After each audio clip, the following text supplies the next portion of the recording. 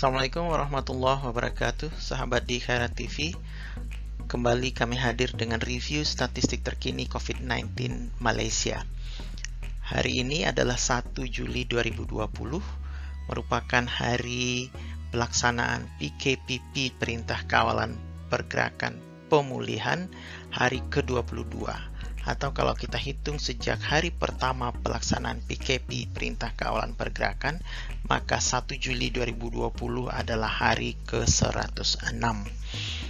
Sudah lama rasanya di Khairat TV YouTube channel tidak hadir dengan update atau review statistik terkini COVID-19 Malaysia. Terakhir kami lakukan untuk posisi 25 Mei 2020 yang lalu. Jadi sudah lebih dari 1 bulan yang lalu. 25 Mei berarti adalah hari Lebaran yang kedua. Oke, hari ini 1 Juli 2020 inilah update terkini dari statistik COVID-19 Malaysia. Kita mulai dari kematian, tidak ada kematian baru. Ini adalah sudah pekan kedua tanpa penambahan kematian baru, sehingga tetap jumlahnya 121 orang saat ini telah meninggal karena COVID-19 di Malaysia, dan itu setara dengan fatality rate 1,4%. Jauh lebih bagus daripada fatality rate global yang pada saat ini menunjukkan angka 4,87%. Sementara itu yang sembuh hari ini ada 21 orang yang di-discharge dari hospital, dan membuat total keseluruhan yang sembuh sejauh ini sebanyak 8.375. Itu artinya 96,93% dari kasus confirm positif telah sembuh. Jadi hampir 97%. Sisanya yang disebut sebagai jumlah kasus aktif, mereka yang masih dirawat di berbagai fasilitas kesehatan Malaysia, jumlahnya saat ini tinggal hanya 144 orang saja. Itu setara dengan 1,67% dari total akumulatif confirm positif di Malaysia. Dari 144 ini hanya 4 orang yang dirawat di ICU, dan dari 4 orang ini hanya 2 orang yang memerlukan bantuan ventilator atau alat bantu pernafasan.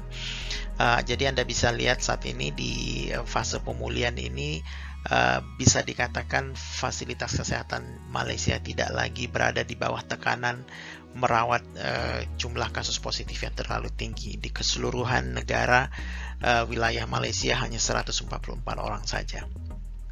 Sementara itu kasus penambahan baru hari ini adalah 1 orang saja, dan ini adalah penambahan harian terendah selama ini sejak COVID-19 hadir di Malaysia, terutama sejak munculnya gelombang kedua pada 27 Februari yang lalu.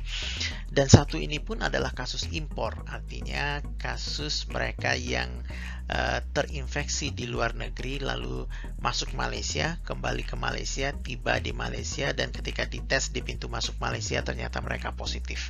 Kasus satu ini adalah orang yang baru tiba di Malaysia dari Turki. Artinya tidak ada kasus penularan baru tempatan atau lokal.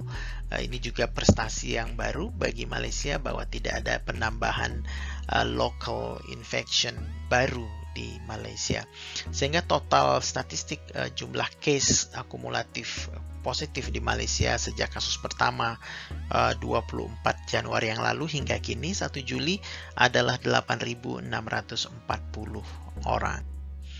Ini statistik satu bulan terakhir sejak 31 Mei. Anda bisa lihat bahwa dari balok-balok berwarna biru, muda, dan ungu terlihat bahwa jumlah confirm positif yang ditunjukkan oleh balok-balok itu hampir selalu berada di bawah jumlah orang yang di-discharge atau sembuh per hari. Jadi penambahan kasus baru per hari hampir selalu lebih rendah daripada yang sembuh. Jadi ini betul-betul menunjukkan tipikal karakteristik masa pemulihan.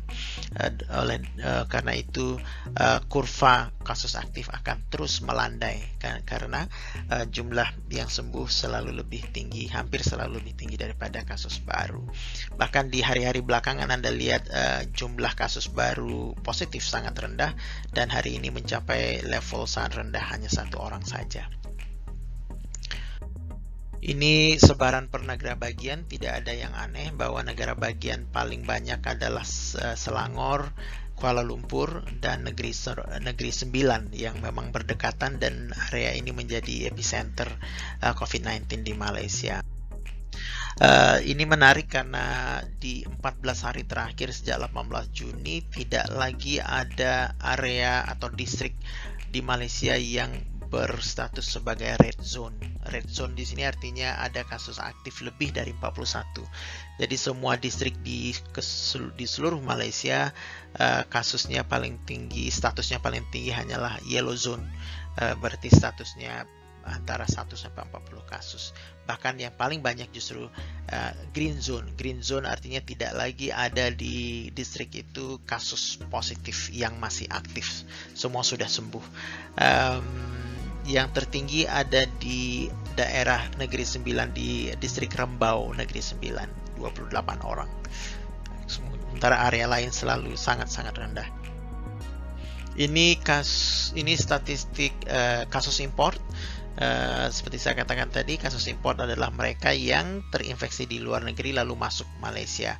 Totalnya ada 626, dan inilah 12 negara penyumbang kasus impor terbanyak. Dan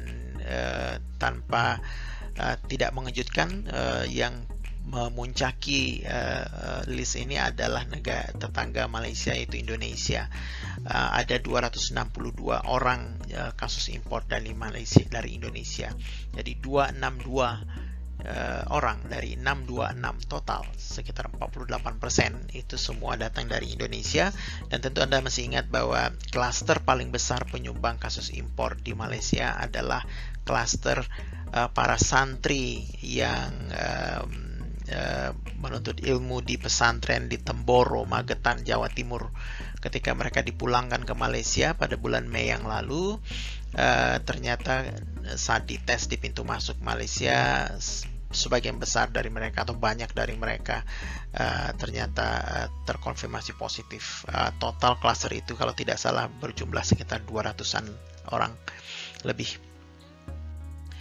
Ini statistik yang menarik juga adalah terutama di pojok kiri atas. Di situ ditunjukkan bahwa jumlah individu yang sudah dites adalah 773.911 orang. Dengan jumlah penduduk 32 juta orang saja, ini berarti Malaysia sudah melakukan testing untuk 25.000 orang per 1 juta penduduk. Jadi sangat tinggi dan sudah mencukupi. Dan itu ditunjukkan dengan positive ratio atau positive rate yang sangat rendah, yaitu 1,12%. Jadi dari keseluruhan 773.000 orang yang dites, hanya 1,12% saja yang ternyata positif, yaitu 8.640 hingga hari ini. Itu jauh lebih rendah daripada positive rate benchmark yang ditetapkan oleh WHO. WHO mengatakan kalau positive rate-nya itu sekitar 10% atau lebih tinggi daripada 10%, itu berarti testing di suatu tempat, di suatu negara itu masih kurang dan perlu digenjot lagi. Tapi Malaysia sudah sangat baik. Ini chart yang menunjukkan bahwa apa yang dilakukan Malaysia dengan segala daya upayanya, lockdown atau PKP, perawatan, lalu deteksi kontak rapat, lalu testing yang masif, lalu law enforcement juga untuk orang-orang yang melanggar ketentuan PKP, ternyata membuahkan hasil ya seperti yang diharapkan. Kurva biru ini yang melengkung smooth ini adalah kurva modeling yang dibuat oleh Institut Kesehatan Negara. Jadi apabila semua SOP ketentuan lockdown PKP dipatuhi, maka inilah pattern dari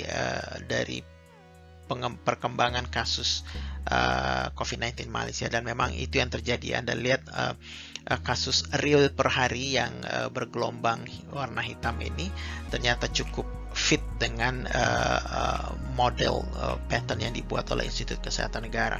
Sementara garis yang menanjak ke merah ini, area merah ini adalah estimasi apabila SOP tidak dipatuhi maka akan terjadi lonjakan kembali, dan ternyata itu tidak pernah terjadi. Nah, jadi ini menunjukkan bahwa apa yang dilakukan pemerintah Malaysia sejauh ini cukup sukses.